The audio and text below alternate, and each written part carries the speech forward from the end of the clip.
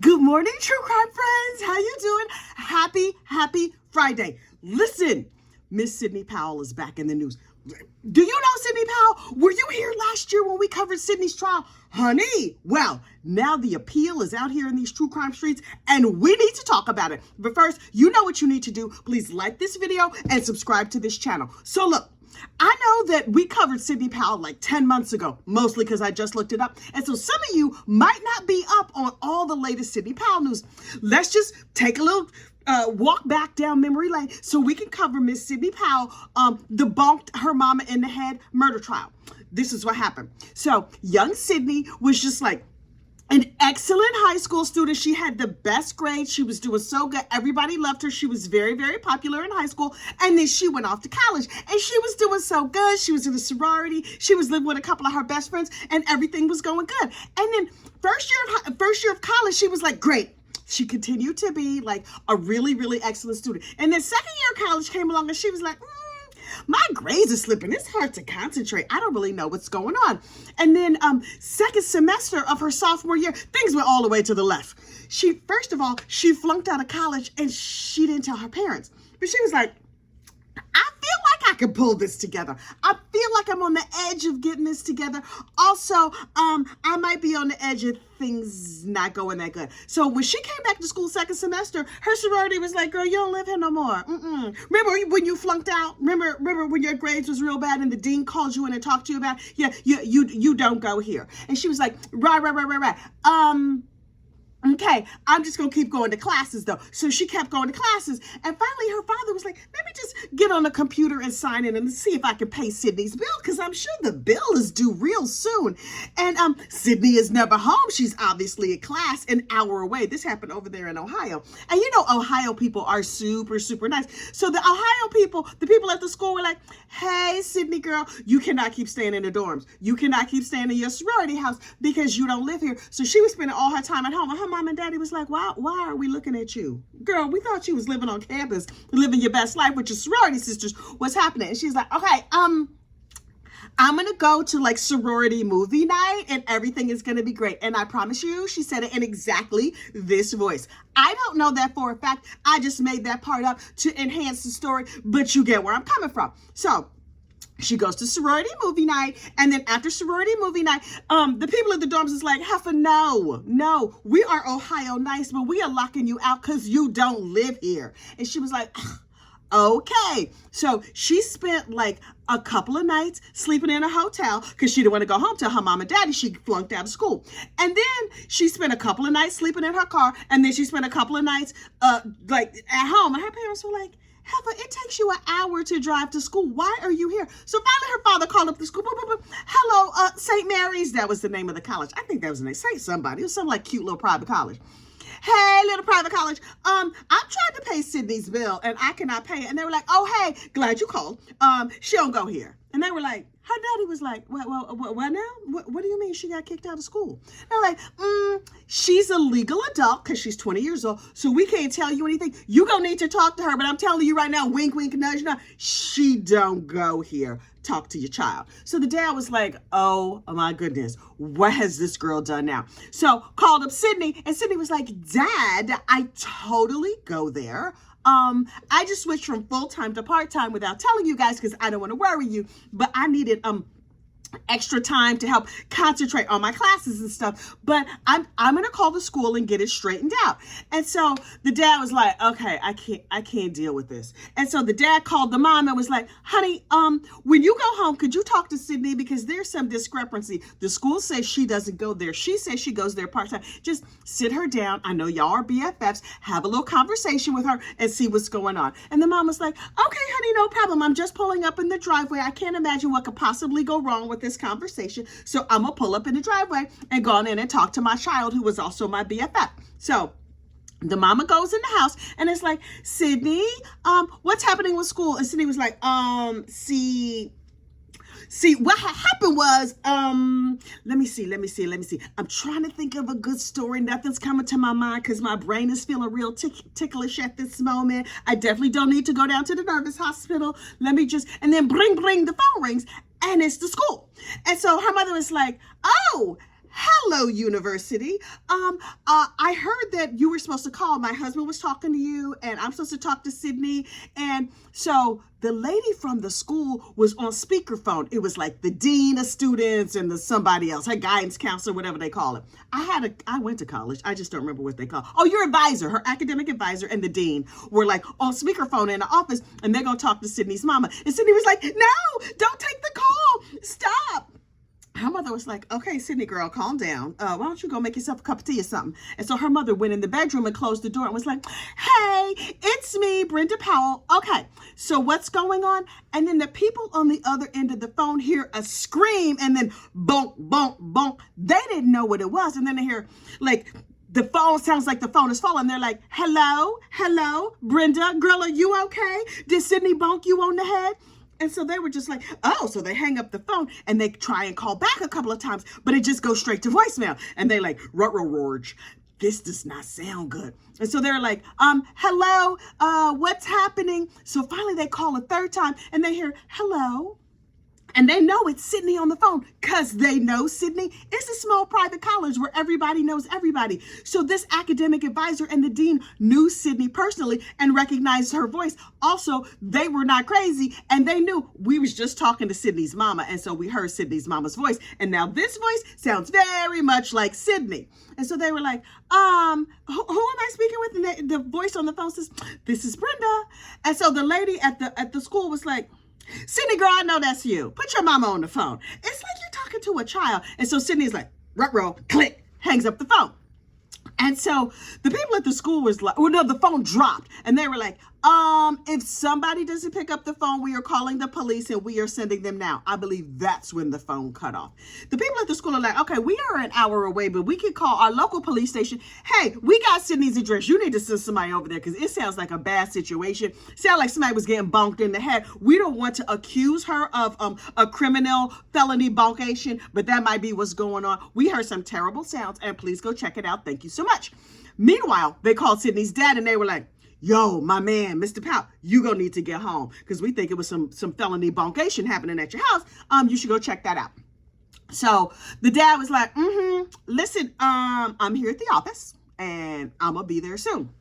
So it takes like half an hour or so. The police come up, lights, sirens, everything. Everything is going crazy. You know, small little town outside of Akron. All the neighbors was like peeking out the curtains like, what's happening? If it was me, child, I would have been standing fully in my front yard with my cell phone running like, well, I don't know what's happening, but I'm going to get all the file footage right here on my telephone. So anyway, the cops show up and they see Sydney and she's covered in blood. And then she's sitting on the sidewalk in front of the house crying and screaming about burglars coming in and a robbery. And then she falls over and she goes catatonic and she's clearly out of her mind. Not like, oh my gosh, I went out of my mind, like legitimately, psychologically out of her mind. The lights are on and nobody's home, but she's babbling like crazy. And they're asking her, what happened? What happened? And she's like, burglars came in the house and I tried to protect mom and mom told me to run and I had to get out and I don't know. And they're like, okay, but girl, are you hurt? Why are you covered in blood? What's happening? And she's just like, my mom. And she's rocking back and forth, you know, in that like their real ticklish brain rock. And so the cops are like, okay, girl, I'm gonna need you to sit right here and we gonna go inspect the situation. Then the dad pulls up like, screech, my meeting is over. Okay, what happened? Why is my daughter covered in blood? Where is my wife? What is happening? Do I need to call the people from the school back? What is going on? So the cops are like, sir, you don't want to stay out here. This is not gonna go good. So they go in the house and they're like, oh, this is bad. Turned out what happened when Sydney's mama was on the phone about to find out that Sydney got kicked out of school. Sydney, instead of going to the kitchen and making herself a cup of tea like she had some common doggone sense, went in the kitchen and got an iron skillet and bonked her mama in the head like 5 or 6 times. Unfortunately, unaliving her mama. And then, because she was like, I think she might be slightly dead, but I just really want to make sure. She went and she got a knife and now listen, you know, I don't know what you can say here on the tubes of you. She impaled her mama 30 times with a kitchen knife. But then, oh wait, After she assaulted her mother, the school called the dad called the house. That's how it happened. Child, I'm just remembering everything. The dad called the house and was like, Sydney, what's going on? And Sydney started screaming about how somebody broke in the house. Sydney was she said she was out of her mind when she bonked her mama, but then she had the presence of mind to try and like jimmy the back door and kind of set it up so it looked like a robbery. So when the cops got there, they were like, this don't look like a robbery to me. It looks like felony bonkation. So they were like, okay, there's all this body cam footage of Sydney, which truly is heartbreaking. If you know somebody who suffers with profound mental illness, stop watching the gossip and go get them some help right now. In New York, you call 311. I don't know what you call in other places. If you need, you got the ticklish brain happening. So anyway, Miss Sydney is all freaked out and they were like, okay, we're not sure if we should arrest her, take her to the hospital, or just take her down and get her like a shot of some pills or something else. So they took her off to the police station and they were like, sir, Mr. Powell, you don't want to see your wife like this. Mrs. Powell was unfortunately unalive there on the floor, and the people from the school were witnesses. So come to find out, Miss Sydney is diagnosed with schizophrenia. Please know that schizophrenics routinely do not unfortunately unalive people. They're more likely to hurt themselves than others. So Sydney was a real outlier in this. And ma'am, I understand that you were overachiever in high school. This is not where you want to overachieve. No, 0 stars, not recommended. So anyway, so they took her down to the nervous hospital and they were like, okay, we're going to diagnose her with a bunch of stuff and run all the tests. And she's schizophrenic and she has all these other things going on. And she was like slightly going to the left. That's why her grades started getting bad. But instead of talking to her parents about it, she was like, I've been perfect my whole life. My brother is off and he's doing really good in school and I really need to do good in school. And so instead of being like, Mom, Dad, something is really happening here, because honestly, most schizophrenics lead normal lives. I work with a girl who's diagnosed as schizophrenic and she is fine. But and I might have some relatives that had that same situation. But Miss Sydney, she was not medicated. She was not therapized. She was a whole mess. And so they take her down to nervous hospital. They get all her herbs and spices together. They get all her bread and everything together. And her whole family stands behind her, which I think is really, really beautiful. They loved her. They supported her. They're like, we know she had a psychotic break during that time. She unfortunately unalived her mama. Now, do I think she had a psychotic break, honey? Unclear. I do not know. She had the presence of mind to lie to the people on the phone, to try and fake a burglary, to lie to her dad, and then she snapped? At what point did the snapping happen? Before the unfortunately unaliving of her mama or after the unfortunately unaliving of her mama? Maybe during. I don't know. So 10 months ago, this case comes to trial and the whole thing plays out. And listen, I covered it breathlessly because I'm nosy and I like to be up in other people's business. And what's the channel I saw? Oh, Plunder. Do you know Plunder? Look, Plunder is this true crime lady over there in Ohio. Honey, the lady from Plunder was like, I am obsessed with this case, and she kept driving past the house. Okay, ma'am, listen. I love true crime, but I'm not stalking the true crime people. Although if a true crime happened in my neighborhood, I might be tempted. I might feel the siren song to just keep driving by your house and looking at it, being like, the house looks totally normal. The grass is a normal length, beautiful flowers, nice edging there on the yard. How does something go so far to the left in this community? But anyway. So the Plunder lady followed this case, and she has all like the police reports and everything, including that heartbreaking body cam video. But Miss Plunder, I like Miss Plunder, but she gonna talk to you about true crime and give you a scripture, so be forewarned. Anyway, hang on for a second. Miss Sydney goes to trial. She does not testify on her own behalf. She did, however, request a therapy dog, and according to the and I was like, in court? Really? Could they just give her like a stuffed dog? My son yesterday was telling me about somebody who had an emotional support alligator. Everybody needs to calm down with this emotional support stuff. Listen, I got my emotional support coffee, so maybe I'm not one to talk. So anyway, the judge was like, no, girl, you can't have a dog. And then during certain parts of the testimony, it was going to be very upsetting to Sydney. And so she was just like, la, la, la, la, la, la, like putting her hands over her ears and rocking. And some portions she left the courtroom for because she's too delicate to hear what she did to her mama. Okay, so they go through the whole trial and everybody testifies. And one side is like, Sydney crazy, y'all. Sydney has a whole situation happen. And then the other experts were like, Sydney was just having a very bad day. And the fact that Sydney had the presence of mind to try and hide the crime tells us that Sydney was sane enough to know that maybe she shouldn't be doing a crime. Because if you're clear enough to think like, oh, I got to hide this, you also clear enough to think, oh, maybe I should not be out here in these streets bonking people. So, Sydney had a very, very dedicated defense attorney, Mr. Don Malarchik. Mr. Malarchik he was like, I feel like this is my daughter. He argued passionately for young Sydney. That man left it all on the field. Now, listen, if you need a defense attorney, I hope I never need one. But that Mr. Don Malarchik, child, he got up there. Google his closing statements because it was passionate. And then at the end of his closing statements, he went to Sydney, he squeezed her shoulders, and he whispered. And there was a lot of controversy about what he said. But I played it in slow-mo and I leaned in real close. And he said, I love you and Brenda loves you too.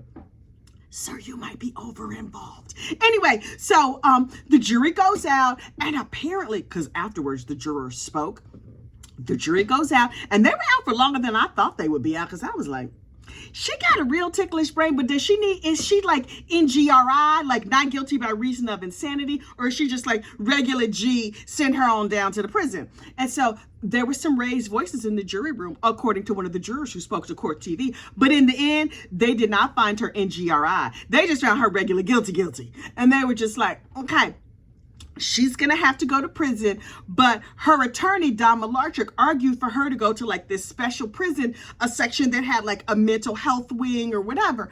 And so Sydney got convicted. And then she got sentenced. She got sentenced to life in prison. And I was like, wow.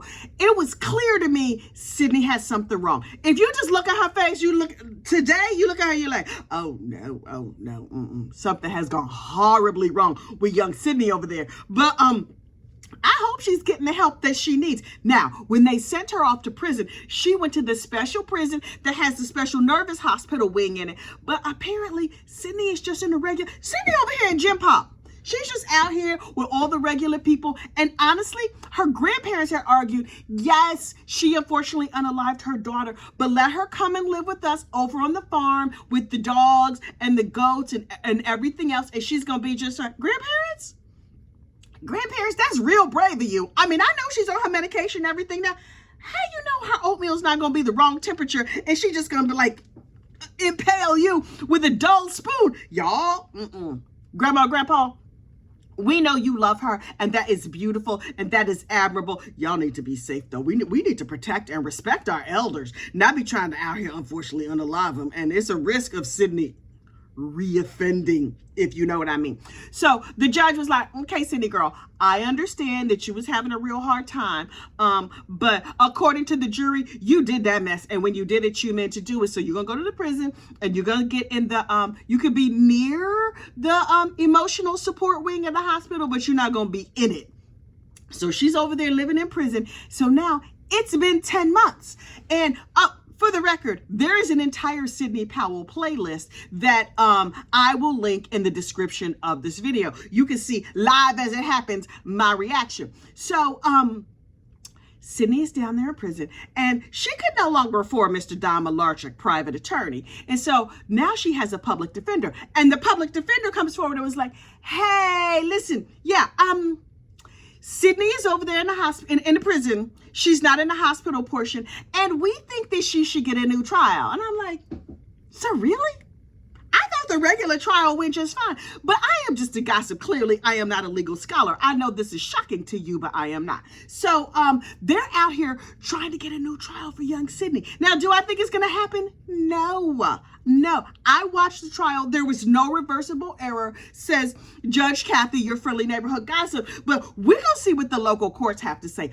Also, and I was shocked to hear this, Snapped has done an episode about Sydney Powell. From what I can tell, it is Snapped season, I wrote it down, season 34, episode 4. Now listen, some tech channels number the episodes differently. I have not been able to find this episode of Snapped, but I'm told it is out here in these true crime streets. So if you see it, let me know, because I am dying to watch it. So in addition to saving this episode in my Sidney Powell playlist, I will also save it in the Snapped playlist. But if I get a chance to watch that episode of Snapped, oh child, I'm gonna see how they did it, and then I'm gonna recap it according to them, because I have recapped a bunch of episodes of Snap. Child, the people on Snap, and the families of the people who appear on Snap, a lot of them be in my comments like, you got this wrong.